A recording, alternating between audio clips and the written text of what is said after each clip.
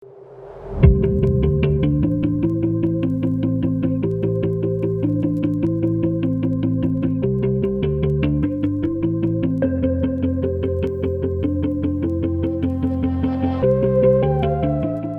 sahabat, selamat datang kembali di channel Suksespedia.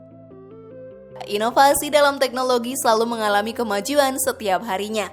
Tak terkecuali dalam bidang perikanan, beberapa waktu belakangan ini muncul sebuah inovasi budidaya ikan yang cukup terkenal. Sistem budidaya ikan tersebut adalah budidaya bioflok. Sistem ini dinilai lebih efektif dan diperkirakan mampu meningkatkan produktivitas hingga 105% hanya dalam waktu sekitar 3 bulan saja. Budidaya dengan sistem bioflok ini sahabat mampu diterapkan pada kolam yang cukup sempit dan dapat memproduksi ikan lebih banyak dalam waktu yang lebih singkat, sehingga biaya produksi berkurang dan produktivitas meningkat. Lalu bagaimana sih caranya membudidayakan ikan dengan sistem ini bagi pemula? Kalian juga penasaran? Simak video ini sampai selesai ya dan temukan jawabannya. Inilah dia cara budidaya ikan dengan sistem bioflok untuk pemula versi dari Suksespedia.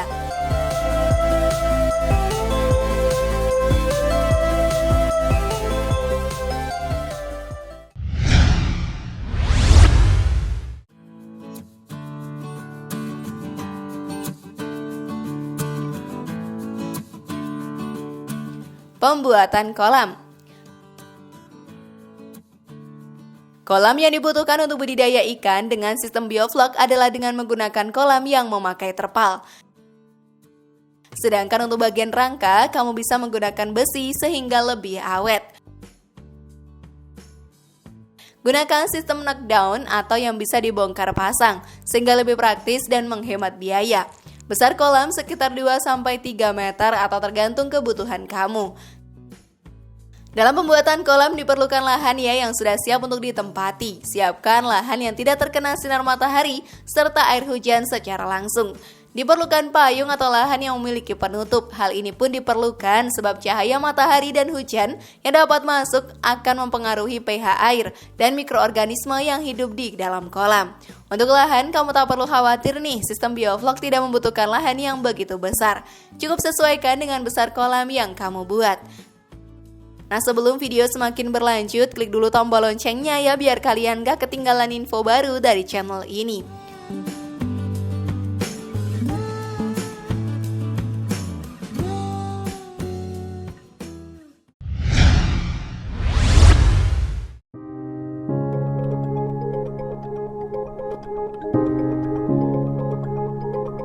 Pembiakan bakteri. Dalam budidaya ikan dengan sistem bioflok, sahabat harus menyiapkan kultur bakteri yang bersifat non-patogen.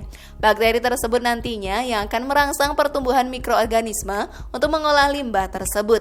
Hal ini penting sebab merupakan syarat utama atau dasar untuk menerapkan sistem bioflok. Seperti yang telah dibahas sebelumnya, sistem bioflok memanfaatkan keberadaan mikroorganisme seperti zooplankton dan algae untuk merawat ikan. Dan adanya mikroorganisme ini, maka air dalam kolam tidak akan cepat keruh. Karena kotoran ikan akan dikonsumsi oleh mikroorganisme tersebut. Terlebih lagi sahabat, air kolam juga tidak akan mudah tercemar oleh pakan ikan. Karena ikan dalam kolam akan lebih banyak memakan mikroorganisme daripada pakan buatan. Selain air yang kualitasnya terjaga dan mencegah timbulnya penyakit seperti jamur atau tilapia, pencernaan ikan juga akan lebih sehat ya karena memakan mikroorganisme.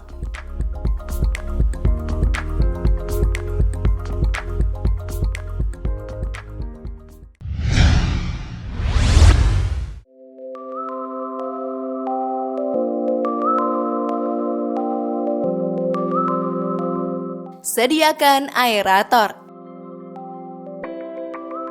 Aerator adalah sebuah alat yang berfungsi untuk mensuplai atau menyediakan oksigen. Selain itu, alat ini pun berfungsi untuk mencampurkan mikroorganisme dengan air kolam. Alat ini sahabat juga memiliki fungsi penting dalam menjalankan budidaya ikan dengan sistem bioflok.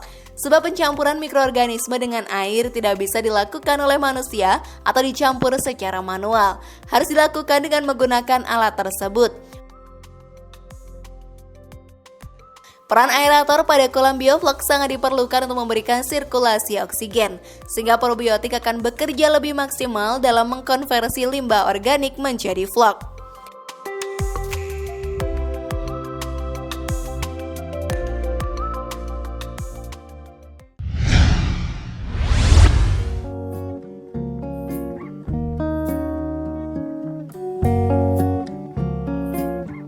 Persiapan air. Jika segala persiapan untuk kolam telah selesai, sekarang saatnya kamu mempersiapkan air untuk pembesaran benih ikan. Ketika pertama kali menggunakan kolam, isi air dengan ketinggian 80-100 cm. Lakukan pada hari pertama ketika kamu memulai menerapkan sistem ini. Selanjutnya pada hari kedua isi bakteri yang telah disiapkan ya dengan kadar sekitar 5 ml tiap meter kubik di kolam. Pada hari ketiga masukkan lagi bakteri dengan kadar 250 ml tiap meter kubik, atau pada malam harinya tambahkan lagi 150 gram tiap meter kubik ke dalam kolam.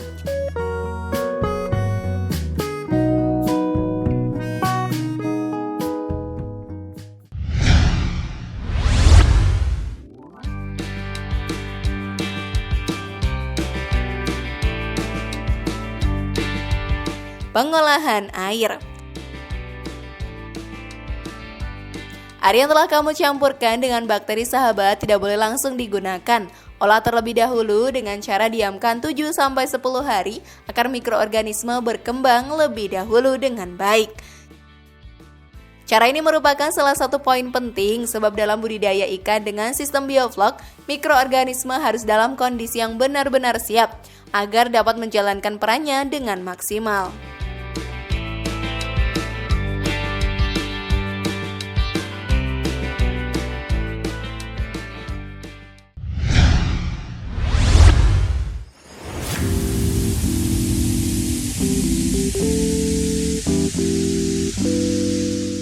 Siapkan bibit atau benih ikan.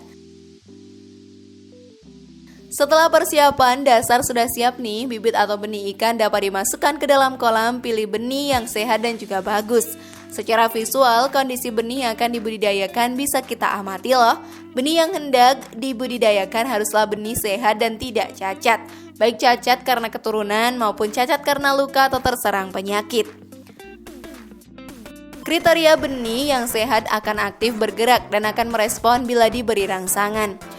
Rangsangan tersebut bisa kita lakukan dengan pemberian pakan ya. Apabila pakan tersebut langsung disantap, maka benih bisa dipastikan baik. Selain itu sahabat, penting sekali untuk memilih benih yang berukuran sama atau seragam.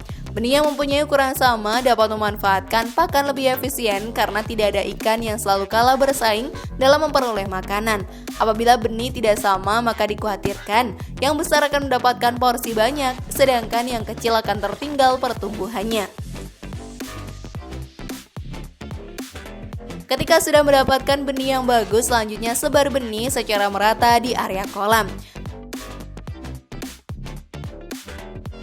Biarkan bibit ikan tersebut menyesuaikan diri dengan kondisi kolam di sekitarnya dan beradaptasi dengan kondisi lingkungan yang baru.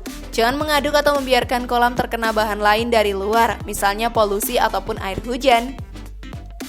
Biarkan benih berada dalam kolam tersebut dan dalam keadaan yang murni. Setelah mendiamkan kolam yang berisi bibit selama semalaman, sejak kamu menempatkan bibit dalam kolam yang kamu buat, beri tambahan bakteri pada keesokan harinya. Hal ini untuk memaksimalkan fungsi mikroorganisme yang nantinya akan mengolah limbah dari ikan yang menempati kolam tersebut.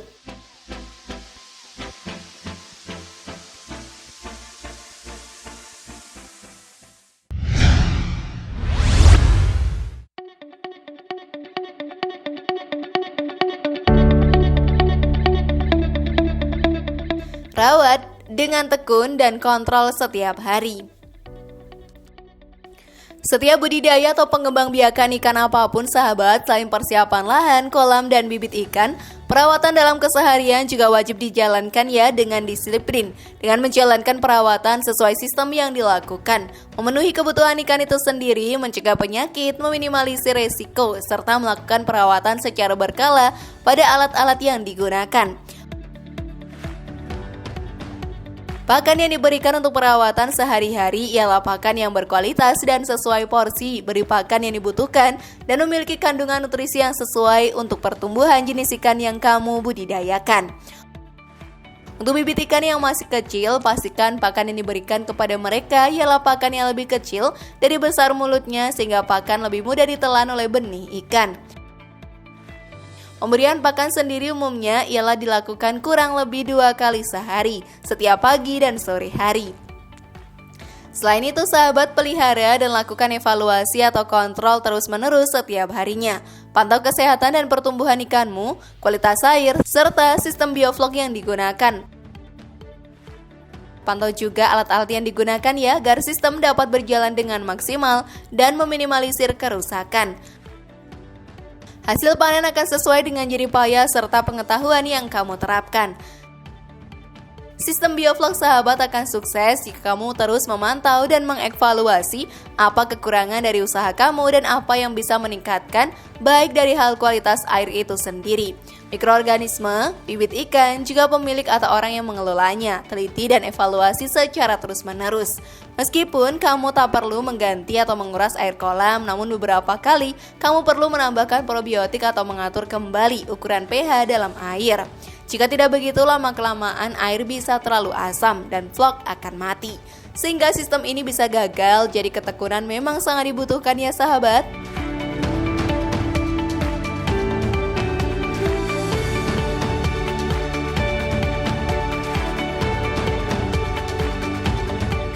Bagaimana, sahabat?